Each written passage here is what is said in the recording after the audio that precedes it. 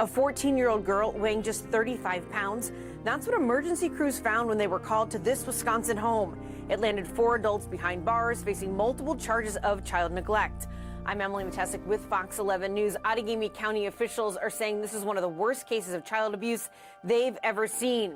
I'm going to take an in-depth look at what prosecutors say the girl went through in that house. We should warn you, some of the details of this case are disturbing. Quite frankly, these allegations before the court today are incredibly disturbing.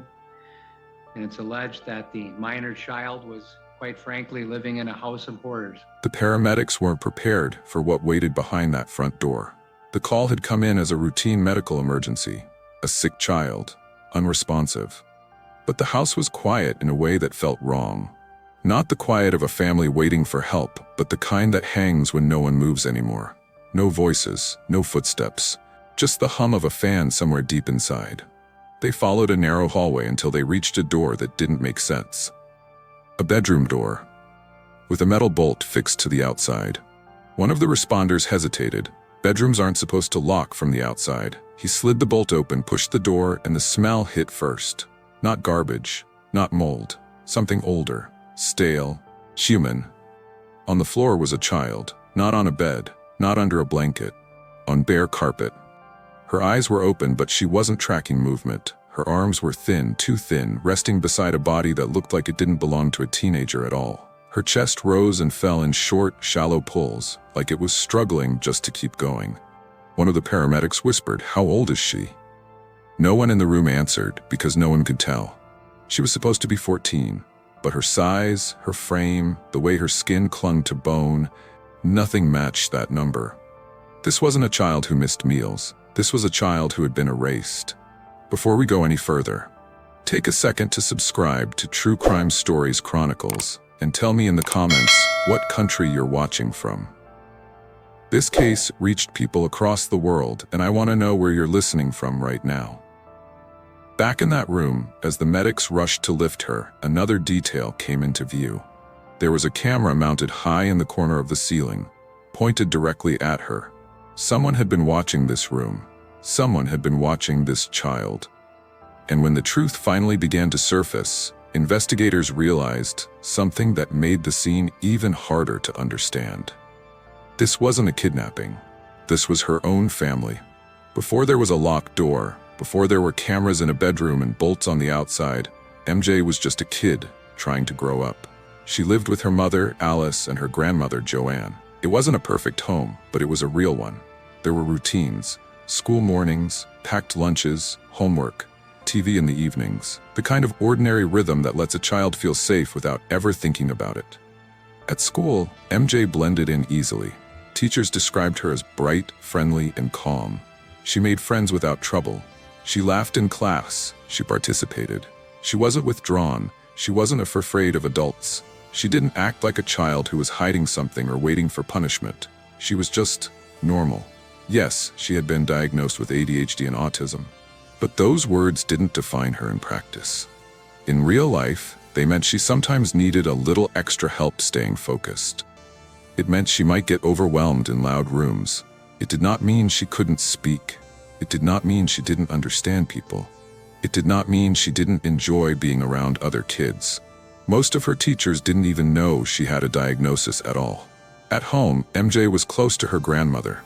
Joanne checked on her, took care of her, made sure she ate, made sure she slept, made sure she was clean and warm and dressed for school.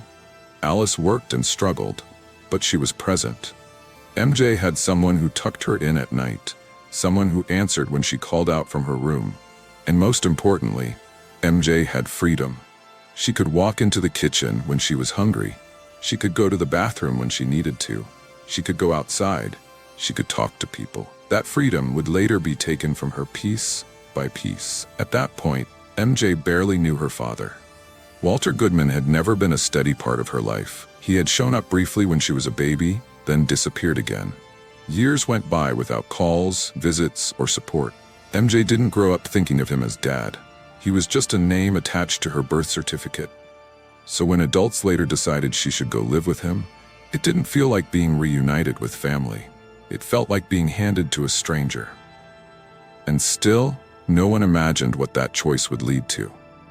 Because everything MJ was, a child who laughed, learned, and moved freely through the world, was about to be erased. And it all began the day her mother disappeared. Walter Goodman had been a father long before MJ was born, just not in any way that mattered. By the time Alice told him she was pregnant, Walter already had 2 children from earlier relationships. Neither lived with him, neither depended on him. He drifted from job to job and from woman to woman, leaving behind a trail of half-finished lives he never returned to. When relationships ended, so did responsibility. That pattern had followed him since his early 20s. When Alice called to say she was pregnant, Walter didn't react with surprise or concern. He reacted with suspicion and anger. He accused her of lying. He questioned whether the child was even his. He demanded proof. He didn't talk about diapers, names, or the future. He talked about money and blame. After MJ was born, a test confirmed that Walter was her biological father. It didn't change how he felt. He visited once when she was about 4 months old. He didn't come back. He didn't send cards. He didn't call. Years passed, and MJ grew up without him. He lived his own life in other states, with other women, carrying on as if his daughter didn't exist. In 2014, he was arrested for not paying child support. Not even for MJ, but for one of his other children. That was how disconnected he had become from the idea of being a parent. Kids were paperwork to him, court dates, inconveniences. After his release, he met Melissa. She was just as unstable and struggling as he was. Their relationship moved fast, fueled by loneliness and shared dysfunction. In 2016, they married. By then, Walter's health was failing. He became severely overweight. His liver was damaged. He stopped working. The household survived on state assistance and benefits. Responsibility to Walter wasn't about care. It was about control. Children didn't register as people with needs, emotions, or futures. They were bodies that took up space, mouths that needed food, problems that required effort. So when social services tracked him down in 2020 and explained that his 9-year-old daughter needed a place to live, his answer stunned everyone. This was a man who had spent nearly a decade avoiding her existence. A man who didn't call, didn't visit, didn't send a single dollar. And yet, when the state asked him to take his daughter, he said yes. When MJ arrived at her father's home, she didn't step into a family. She stepped into a closed system that revolved around 4 adults who barely moved, barely worked, and barely interacted with the world outside their walls. The house was a trailer in a park in Anita, Wisconsin. It wasn't large, but it had 4 bedrooms, which meant everyone technically had space. In reality, the space was swallowed by bodies and clutter, by medical equipment, and by the routines of people who spent almost every hour inside. Walter Goodman lived there with his wife, Melissa. Both of them were severely overweight and chronically ill. Walter had liver disease and was waiting for a transplant. Melissa was bedridden. Her weight and health problems meant she could hardly stand, let alone walk through the house. She stayed in her room most of the day, watching television, eating, and texting the people in the next rooms over. Melissa's 20-year-old daughter, Savannah, lived there too. Like her mother, she suffered from extreme obesity. She was also mostly confined to her bed. She didn't work, she didn't go out. She existed in the same small space day after day, ordering food, sending messages, and relying on others to move things for her. Then there was Kayla, Savannah's girlfriend. She was around the same age, and while also overweight, she was the only one in the house who still had a job. She worked at a kindergarten, leaving the trailer during the day and coming back to a home where nothing ever changed. There was one more child in the house, Melissa's young son. He had been diagnosed with cancer and was receiving treatment. Because of his illness, the family received additional benefits and assistance from the state. So that was the household MJ was sent into. 4 adults who rarely left their rooms, 1 sick child, and a man who had never wanted to be a father. The house was stocked with food. There were refrigerators and freezers in different rooms, boxes of snacks, frozen meals, takeout containers. The family lived on benefits, and food stamps kept the supplies steady. They ate constantly. And yet, years later, MJ would be found weighing 16 kilograms. That contrast is what makes this case so hard to understand. A house full of food, and 1 child slowly dying. At first, when MJ moved in, it looked almost normal from the outside. Walter and Melissa shared one bedroom. Savannah and Kayla shared another. Melissa's son had his own room. MJ was given a small bedroom of her own. She had a door, a bed, a space. It wouldn't stay that way. Because in this house, rooms weren't meant for rest. They were meant for control. MJ arrived at her father's house in 2020, just as the world was closing its doors. The pandemic had already pushed schools online. Travel was restricted. Visits between families were discouraged. Courts and offices were overwhelmed. And in that moment of global isolation, a 9-year-old girl was handed to a man who barely knew her, and a household that would soon cut her off from everyone she had ever trusted. At first, MJ was given her own bedroom. It was small, but it had a bed, a door, and a sense of privacy. For a child who had been moving between relatives after her mother was arrested, even that felt like something to hold on to. But the house wasn't built around care. It was built around watching. Soon after MJ arrived, cameras appeared in her room.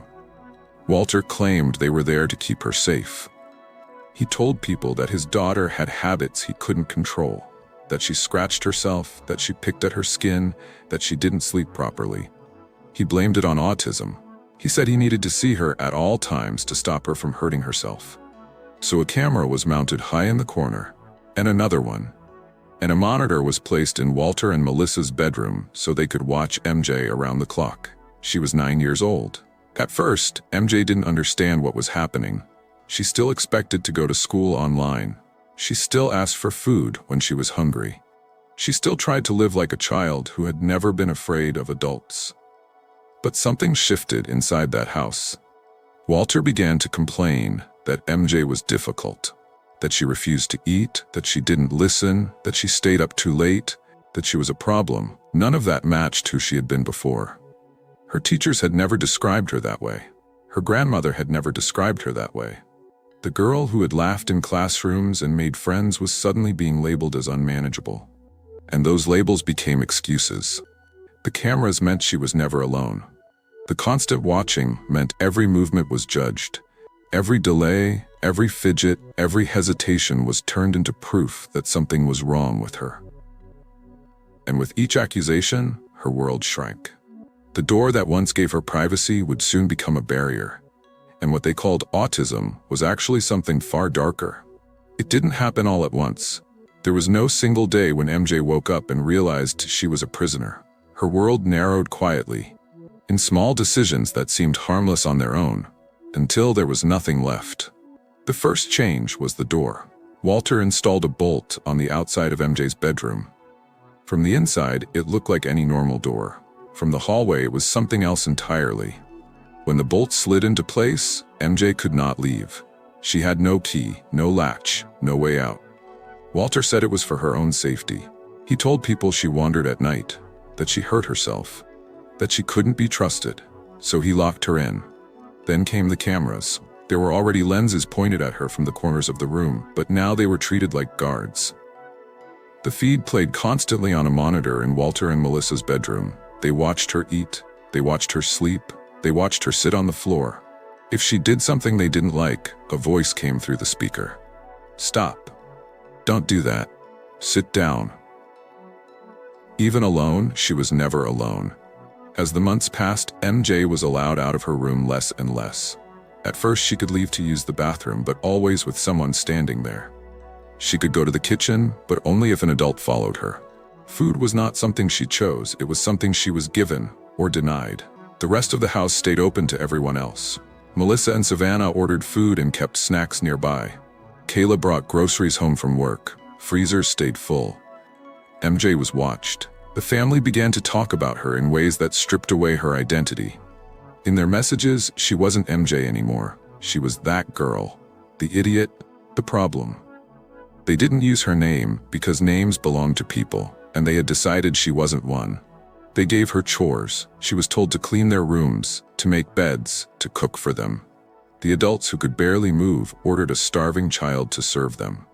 And if she hesitated, the punishment came. Her mattress was taken away, then her television, then her clothes, until she was left with almost nothing. The room was no longer a bedroom. It was a place where time stopped. And then they stopped letting her go to the bathroom. Most of what we know about what happened inside that trailer didn't come from confessions. It came from their phones. Melissa and Savannah spent nearly all of their time in bed, unable to move freely through the house. Walter moved around more, but even he relied on his phone to communicate. Kayla, when she was home from work, used hers too. Instead of speaking, they texted, even when they were only a few rooms apart. And in those messages, MJ was not a child. She was a problem. She was a thing. They didn't call her by her name. They used words that stripped her of dignity. Idiot, stupid, that girl. They spoke about her the way people talk about broken appliances. Take the idiot to the toilet, make her clean. Don't let her eat. These weren't angry outbursts in a moment of stress. They were routine. This was how they planned her day. This was how they decided what she was allowed to do. When MJ was hungry, it became an inconvenience. When she was weak, it became annoying. When she needed to go to the bathroom, it became a task someone had to be bothered to perform. So they turned it into punishment. If she did something they didn't like, if she tried to take food, if she moved without permission, if she didn't respond fast enough, they took something away. The mattress, the TV, her clothes, even basic items became tools to break her down. The messages showed how coordinated it all was. Melissa would complain, Savannah would agree, Kayla would carry out the order, and Walter, her father, watched it all from the monitor in his room. They talked about MJ as if she weren't in the house at all, even though she was only a few feet away, locked behind a door with a camera pointed at her. There was no concern for her health, no mention of doctors, no fear that something might be wrong. The only thing they worried about was whether she was being obedient. And yet, despite everything they did to limit her, they couldn't take away one thing: hunger. No matter how many locks they added, no matter how many cameras they installed, her body still needed food. And hunger made her do something they couldn't control. For 5 years, MJ lived in a room where time barely moved. No school, no doctors, no sunlight, no voices that cared. While other children her age moved through grades, birthdays, and friendships, MJ stayed behind that locked door, growing weaker in a space that was never meant for living. Her world was reduced to 4 walls, a camera in the corner, and the sound of footsteps passing by without stopping. Food was no longer something she expected. Meals were given when the family decided. Sometimes that meant a few bites. Sometimes it meant nothing at all. If she didn't eat exactly the way they wanted, they claimed it was proof she refused food. That excuse became their shield. But the house was never short on supplies. There were refrigerators and freezers packed with frozen meals, meat, bread, snacks, delivery boxes stacked in rooms where Melissa and Savannah lay in bed. Takeout containers arrived regularly. The adults ate until they were full, and then ate more. MJ watched it all through the doorway of her room. When she was allowed into the kitchen to cook for them, she smelled the food. She handled it. She served it. But she wasn't allowed to eat it. If she tried to take anything for herself, it was treated as theft. And theft came with punishment. So she learned to wait. And when waiting became unbearable, she tried to take small things, crumbs, scraps, anything she could hide. Hunger made her desperate, and desperation made her visible. That was when the beatings happened. Messages between the adults later showed how often she was slapped, knocked down, or dragged. They didn't write about it with guilt. They wrote about it with irritation, as if she had forced them to do it. As her body broke down, she was never taken to a doctor. Not once. Her last medical visit had been when she was 9 years old. After that, she vanished from every system meant to protect her. No teachers, no nurses, no social workers. Walter had removed her from school under the claim that he would teach her at home. But there were no lessons, no books, no structure. Education was just another thing taken away. The last time MJ went outside was when she was 10. After that, the world ended at her bedroom door. Her muscles wasted from lack of movement. Her skin stretched and cracked. She grew weaker by the week. She couldn't stand without holding on to walls. She couldn't walk without stopping to rest. And still, no one helped her. The adults were in the house every day. They saw her on the camera. They saw how thin she was becoming. They saw how slowly she moved. They saw her struggle to lift herself from the floor. They watched it happen. By the time MJ turned 14, she was no longer just underweight, she was barely alive. By 14, she weighed less than a 4-year-old.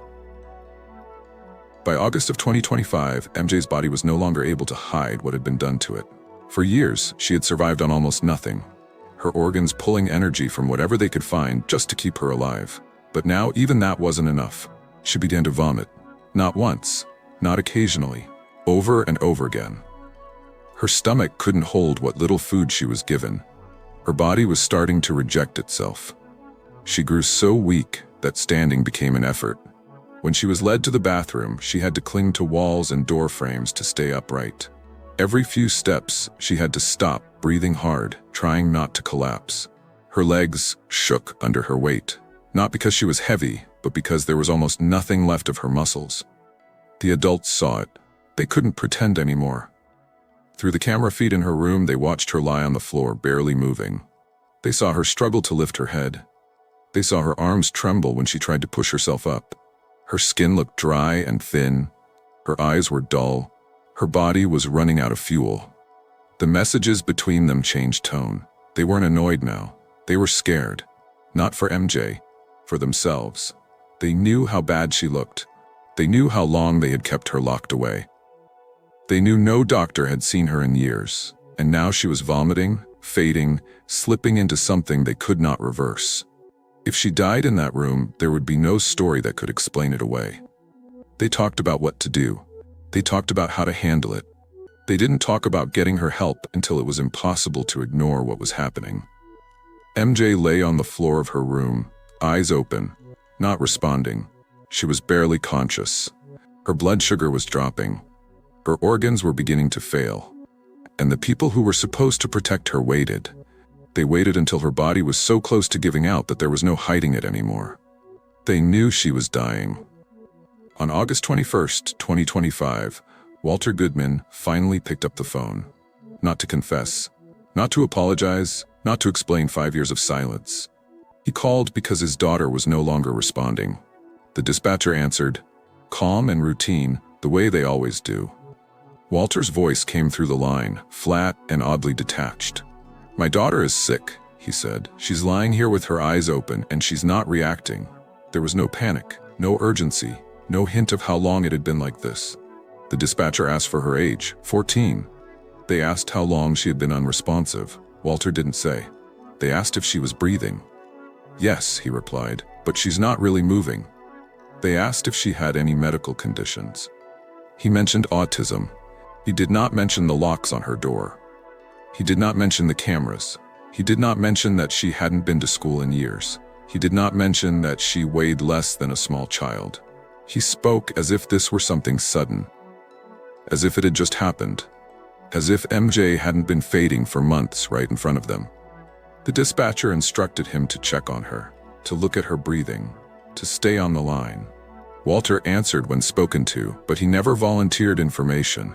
Everything he said was as small as possible, just enough to keep the call going. No one on the line could see what he was standing over. No one could see the room. No one could see the child on the floor. Help was on the way, and Walter knew it. But even then, he still didn't tell the truth about what they would find when the door was opened. Because the truth would end everything. What paramedics saw changed everything. When paramedics arrived at the trailer, they moved fast. They followed Walter down the narrow hallway, past closed doors and into the back of the house, where a single bedroom waited at the end. He stopped in front of it, reached out, and slid the bolt back. The sound of metal scraping against metal was small, but it marked the end of something that had lasted for years. The door opened. Inside on the floor was MJ. She was lying on her side, barely moving. Her skin looked dry and stretched tight over a body that had almost no shape left to it. Her arms were thin, her legs thinner still. Her face didn't look like a teenager's. It looked like a child's, a much younger one. The medics froze. They had seen neglect before. They had seen malnutrition, but nothing prepared them for this. One of them asked again, "How old is she?" 14, Walter said. They checked her pulse, weak. Her breathing was shallow. Her blood sugar was dangerously low. She was severely dehydrated. Her body temperature was off. Everything about her said the same thing. She was shutting down. They lifted her carefully onto a stretcher. She weighed almost nothing. When they carried her down the hallway, her head lolled to the side, eyes half open, not focusing on anything. There was no resistance, no crying, just a body that didn't have the strength left to react. Outside, a helicopter was already on its way. This wasn't a situation that could wait for an ambulance ride. MJ was close to multiple organ failure. Every minute mattered. As the rotor blades cut through the air, she was loaded in and rushed toward the hospital. Doctors were already preparing for what they had been told. A teenager in critical condition with dangerously low blood sugar and signs of severe starvation. In the trauma room, they started IVs. They began feeding her nutrients slowly, carefully, because giving too much too fast could kill her. They worked to stabilize her heart, to support her breathing, to keep her alive. And somehow, she held on. Against everything that had been done to her, MJ survived that day. But surviving was only the beginning. Once MJ was stable enough to be examined, doctors began to see just how far her body had been pushed. This wasn't a case of a child who had skipped meals. It wasn't even a case of severe neglect that had gone unnoticed for a few weeks or months. Her injuries told a story of years. Her organs were failing. Her blood work showed extreme malnutrition. Her blood sugar had dropped so low that it could have stopped her heart. Her liver and pancreas were inflamed. Her heart was struggling. Her lungs were weak. Her kidneys were under strain. Every major system in her body was fighting to survive without the fuel it needed. There was almost no fat left on her body. Fat is what the body uses when food runs out. MJ's body had burned through it long ago. What was left was muscle, and even that was disappearing. Her arms and legs were thin and fragile. Doctors worried that even turning her could cause injury. Scans showed bone problems. Years without proper nutrition had made them brittle. A simple fall could have caused fractures. Her spine showed signs of damage from lying in the same position for long periods. Pressure sores had formed where her body pressed against the floor. Bed sores. Those don't appear overnight. They appear when someone is left in one position, unable to move for too long. Her skin was dry and paper-thin. Bruises were visible across her body, in places that suggested she had been struck. Some were fresh, some were older. Doctors also noted signs that raised concerns about possible abuse. Her teeth were in poor condition. Her vision had worsened. She was deficient in vitamins and minerals that a growing child needs just to function. Her nerves had been affected by starvation. Her muscles were weak from lack of use. And all of it pointed to the same thing. This had been happening for a long time. Doctors realized MJ hadn't just been denied food. She had been denied life. A child locked in a room, not taken to school, not taken to doctors, not allowed to eat freely, not allowed to move. Her body had been slowly dismantled by the people who were supposed to protect it. Hospital staff contacted the police immediately. This wasn't something that could be explained away. There was no medical condition that caused this, no sudden illness, no accident. This was deliberate. This was sustained. This was human-made. This wasn't neglect. This was slow murder. 13. The 150 words. Once MJ was safe in the hospital, the story Walter had been telling began to fall apart. Police went back to the trailer and started questioning everyone who lived there. Walter was the first they spoke to. As MJ's biological father, he was responsible for her. He tried to sound calm. He tried to sound reasonable. He said MJ had always been difficult. He said she refused to eat. He said she wouldn't sleep. He said she scratched herself. He said her autism made her impossible to manage. According to Walter, everything that had happened was because of MJ's condition, not because of what he and the others had done to her. But the facts didn't match his words.